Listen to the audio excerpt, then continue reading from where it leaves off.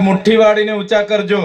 જય જોહાર, જય જોહાર, જય આદિવાસી. ધન્યવાદ. બધા જ વડીલો અને યુવાનોને વિનંતી છે કે જગ્યા લઈ લો એકવાર. વધારે સમય હું નથી લેવાનો, તમે પણ ઘણા ટાઈમથી બેઠા છો, મને પણ ખબર છે. એટલે મેન મુદ્દા છે 8-10, એની ચર્ચા કરીને આપણું વક્તવ્ય પૂર્ણ કરીને આગળની સભા પૂરી કરીશું. બધા જ લોકો જગ્યા લઈ લો જેથી કરીને પાછળના લોકોને દેખાય. આ બાજુ પણ મિત્રોને મારે બે હાથ જોડીને માથું નમાવીને વિનંતી છે, જગ્યા લઈ લો. ક્રાંતિકારી ભૂમિ પર સમસ્ત આદિવાસી સમાજના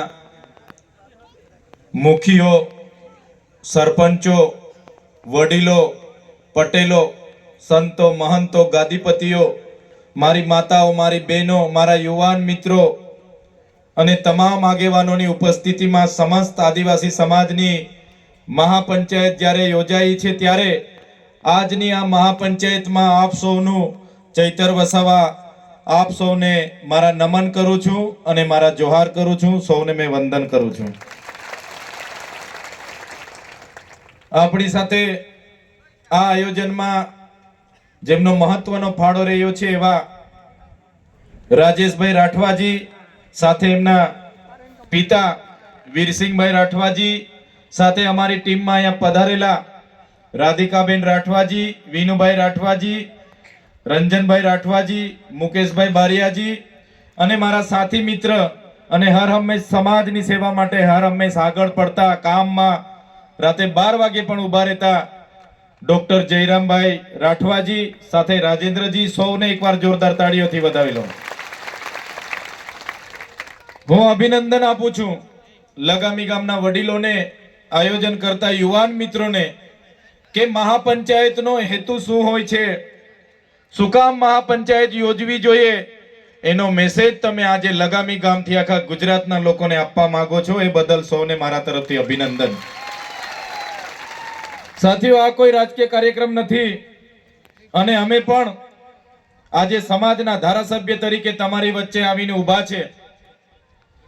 અને જ્યારે સમાજે અમને અમારી હેસિયત કરતા પણ આટલી નાની ઉંમરમાં અમારા સામાન્ય પરિવારમાંથી અમે આવીએ છીએ, છતાં આટલી નાની ઉંમરમાં અમારા સમાજે, આદિવાસી સમાજે 1 લાખથી વધારે મત આપીને મને ધારાસભ્ય બનાવ્યો છે. ત્યારે જ્યારે પણ સમાજને જરૂર હશે ત્યાં ચૈતર વસાવા હશે.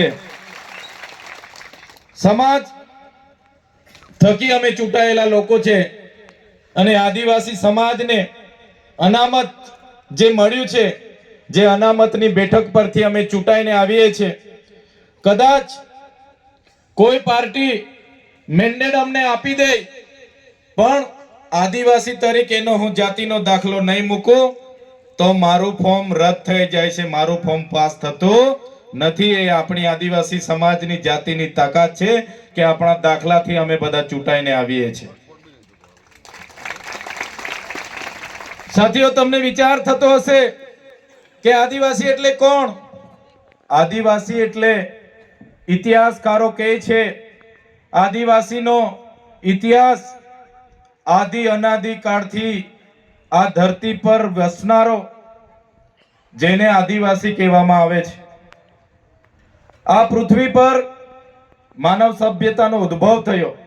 તમે બધા વિચાર કરજો, ઘણા છોકરાઓ ભણેલા ગણેલા છે, એમને તો ઇતિહાસ ખબર છે. ધોરણ 9માં 8માં ઇતિહાસમાં બધી જ બાબતો આવે છે. ત્યારે આ પૃથ્વી પર માનવ સભ્યતાનો જ્યારે ઉદ્ગમ થયો, જ્યારે આદિમાનવ તરીકે એ જંગલોમાં ફરતો હતો, જંગલોમાં શરૂઆતમાં એણે અગ્નિની શોધ કરી, પેણાની શોધ કરી અને બાદમાં એણે ધાન્યની શોધ કરી કે ભાઈ આ ધન, આ પાક ખવાય. અને ધાન્યની શોધ થતાની સાથે ખેતીની શોધ થઈ કે આને વાવણી કરાય.